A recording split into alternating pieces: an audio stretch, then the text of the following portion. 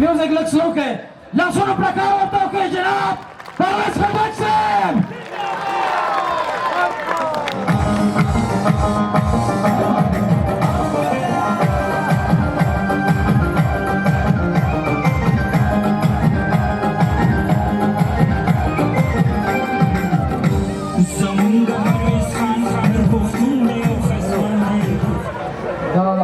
मेहरबानी हो गया सराहनीय और माफ तकलीफ की न हो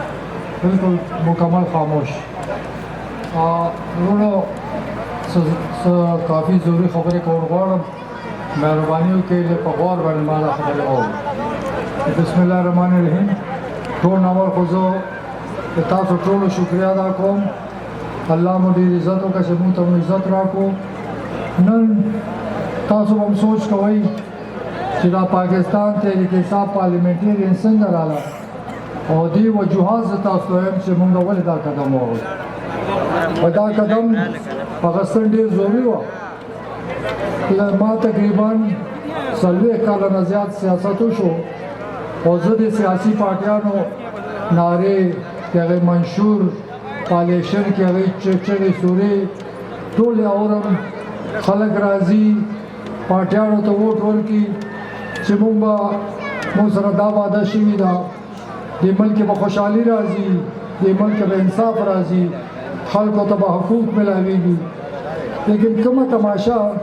चरंद मुल्क जोड़ रहा तासु से सोच करे कि दादम नारे दादम मंशूर चा पे अमल करे करना न पोरे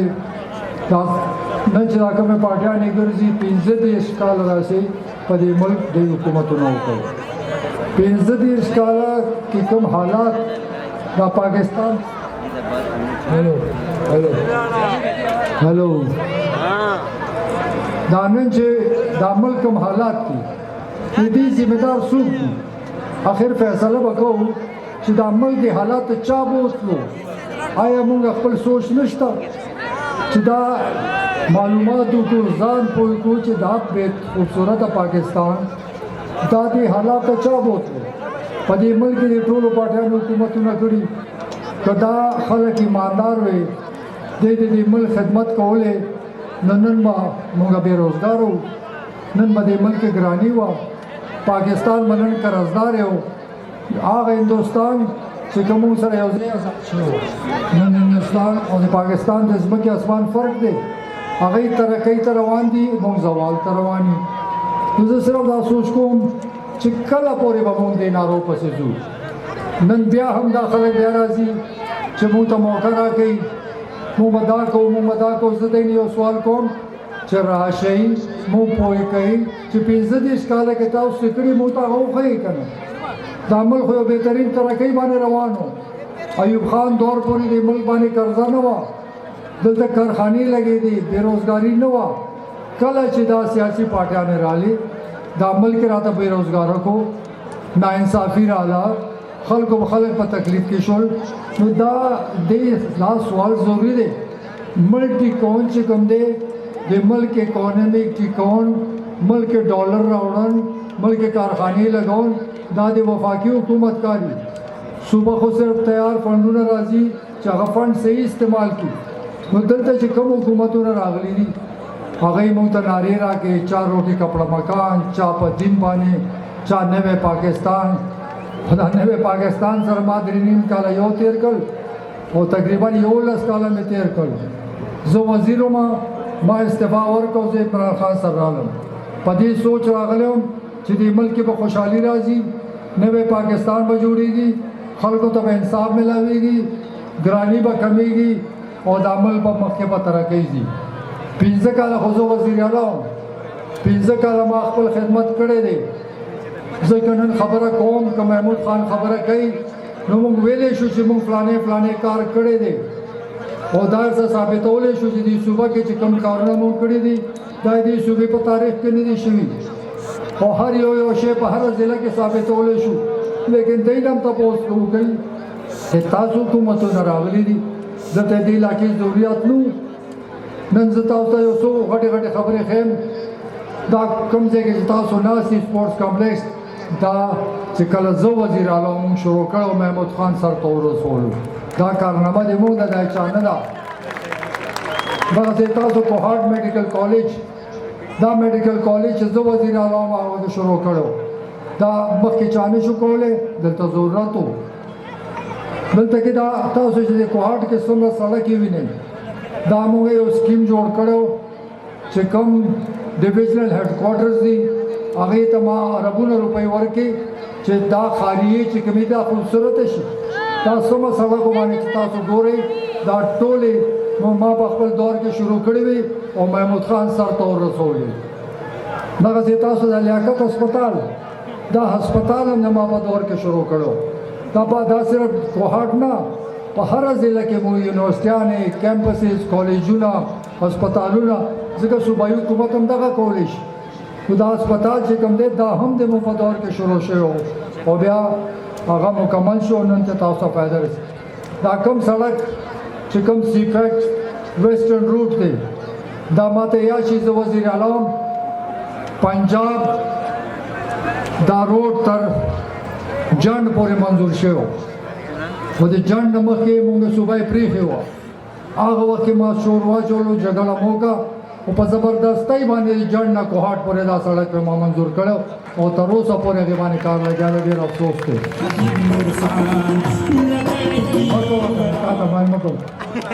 مه کوه که نه مهرباني بل تاسو دا زه چې وزیر اعلی شوم موږ سره په 3 ضلعو کې ریسکیو 1122 یو په پېښور کې یو مردان کې ما خیال نه دی بله ضلع کې و او ما هغه وخت کې تقریبا 24 ضلعو کې 1122 کار شروع شو چې خلکو ته اسانتیا میلاو شي او باقي چې کومې ضلعې پاتې وي هغه محمود خان 1122 هرې ضلعې ته ورسول نو دا هم څه وړه کارنامه نه وه دغسې دا غریبانان خلک چې چا به علاج نشو کولی ما ته خپله ډېره مسله وه چې ما خلک به بیمار شول چندې به ورته کولې څوک به رانه مړه شول څوک به بچ شول خلک غریب وو چې بیماري پرې راغله نو یا به یې کور خرڅولو یا به یې قرضه اخیسته هغه وخت کې ما سوچ وکړو چې غریب د علاج بندوبست پکار دی هغه وخت کې ما تقریبا 18 لکه خاندانونو ته کارډونه ورکړل هغې ته یې فایدې واخیسته او بیا الله شکر دی چې محمود خان راغی او هر چا ته علاج مفت و نو نن چې دا تاسو به علاج مفت ګورئ دا د موږ د وجې نه ده دې کې د چا سوچ نشته او بیا افسوس په دې دی او دغسې تقریبا کوهاټ کې 15 کالجونه موږ جوړ کړي 15 کالجونه څه وړه خبره نه ده نن زه حیران په دې چې 2018 الیکشن کې عمران خان به تقریرونو کې وی چې موږ خیبر پختونخوا کې سیټ کار راوستو موږ په خیبر پختونخوا کې پولیس ریفارم کو صحت نظام مو ټیک کو تعلیم نظام مو ټیک کو رشوت باندې مو کنټرول واغستو لیکن چې کله عمران خان وزیر اعظم شو نو ما به د تپوس کولو چې تقریرونو کې خو دې موږ نوم اخیستو راځه په پنجاب کې وکړه په پنجاب کې پولیس ټیک کا په پنجاب کې صحت نظام ټیک کا په پنجاب کې سکولونه ټیک کا په پنجاب کې رشوت باندې ډنډه راواله لیکن د غاړو فیصله نه کوله هغاړو دا سوچ هم نشته دا خلکو نه بیوقوفان جوړ کړي دي یو دروغو ناره چې نوی پاکستان جوړیږي کوم دی هغه نوی پاکستان څلورنیم کاله حکومت شو نوی پاکستان نام و نشان ما ونه لیدو څلورنیم کاله کې په دې ملک کې مې انصاف ونه لیدو څلورنیم کاله کې به خلکو ته عزت میلاو نه شو په دې څلورنیم کاله کې نه کارخانه ولګېده نه ډالر رالو ګراني روانه وه هغه وخت نه دا ګراني شروع ده او نن هغې حد ته ورسېده نو دا ګراني څنګه راغله دا په دې ملک کې کوم حکمرانان دي د ایوب خان دور پورې پاکستان باندې 1 روپۍ قرضه نه وه کله چې دا سیاسي پارټیانې رالې 25 کاله قرضې اخیستې سوچ نه کولی چې دا به واپس هم ځي او چې واپسي شروع شوه نو موږ په مصیبت کې شو واپسۍ دپاره پیسه نشته اوس واپسۍ دپاره نورې قرضې اخلو قرضه اخلو او بله قرضه پې خلاصوو موږ باندې دومره قرضې دي چې څومره د موږ د پاکستان آمدن دی هغه آمدن ټول د قرضو په سود کې روان دی نو دا ملک څنګه ټیکېدی شي که دا خلک یا تاسو دا سوچي چې دا لیډران به راته ملک ټیکوي دا به راته دا قرضونه به خلاصوي دی به مو ګرانۍ نه خلاصوي نو خوب کې روان یې په زر کاله کې دا پاکستان دا خلک نشي ټیک کولی ځکه دوی سره پروګرام نشته د دې ډېر سوچ نشته دی چې غریب څومره تکلیف کې دی دوی سره دا غم نشته چې بېروزګاري څومره ده دوی سره دا غم نشته پاکستان په ټول دنیا کې بدنام شو نن موږ ته سپي په نظر کې دنیا خلک ګوري موږ خو خبرې کوو چې پاکستان دا بلا او دا بلا پاکستان حیثیت په دنیا کې د ټکې پاتې نه دی قرضداري تاسو په عزت په نظر کې نه ګوري خدا چاره سره وکړ همدې خلکو کړي دي که نه همدې خلکو قرضې اخیستې دي دې خلکو بېروزګاره کړي یو همدې خلکو انصاف نه دی راکړی نو ټول عمر به دې پسې روان یو زه خو پخپله د ما 40 کلن زیات سیاست وشو زه پیپل پارټۍ سره هم د ډېر اخلاصه مې خدمت کړی زه تحریک انصاف ته راغلی یم د ډېر اخلاصه مو محنت کړی دی لیکن د هغې سیله څه میلاو شوه هغې فایده چاته څه ورسېده موږ خو چې عمران خان موږ وزیر اعظم کو نو بس خوشحالي به نوی پاکستان به بېروزګاري بني ډالر به ډېري او انصاف به نه مې انصاف وکړو نه مې روزګار وموندو نه مو غریب ته مدد وکړی شو نو دې دپاره موږ دې سره ولاړو زه وزیر وم ما استعفا ورکړه نو وزارت څوک پرېږدي زه خو په دې باندې عمران خان ته رالم چې دا یو نیک پاک انسان به یو دی به دا حتمل ټیک کوي لیکن ما نتیجه وکړه 3.5 کاله چې کوم پریشاني ما کتلې ده ډېرې جګړې مې کړي بحث مې کړی دی چې ډېر بهترین ملک دی دا ملک ترقي کولی شي خدای دپاره د غریبو سوچ وکړه چې خلکو ته زندګي اسانه شي لیکن د هغه سوچ په بل اسمان کې دی هغه به د ملک انقلاب راولي د فوج خلاف انقلاب راولي نو موږ خو جنګ دپاره نه یو راغلي موږ خو جمهوریت غواړو موږ خو انتشار نه غواړو موږ خو دلته امن غواړو که هغه د هر چا نه غواړو د ملک امن غواړو د ملک خوشحالي غواړو د ملک ترقي غواړو نو دا تحریک انصاف پارلیمنټریان په یو پوینټ به پویم چې موږ نارو دپاره نه یو راغلي چې کومه وعده کوو هغه وعده د الله سره وعده ده چې نه به دروغ وایو نه مو دروغ ویلي دي نه دروغ وعده کوو نه مو دروغ وعده کړي ده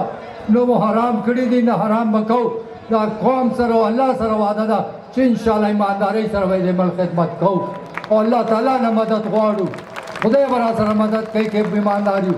که بې ایمانه یو که په زړه کې مو دوکه وي که ټګان یو یا الله موږ سره مدد ونه کړي که ایماندارۍ سره کوو او د قوم خدمت کولی شو نو الله تعالی نه مدد غواړو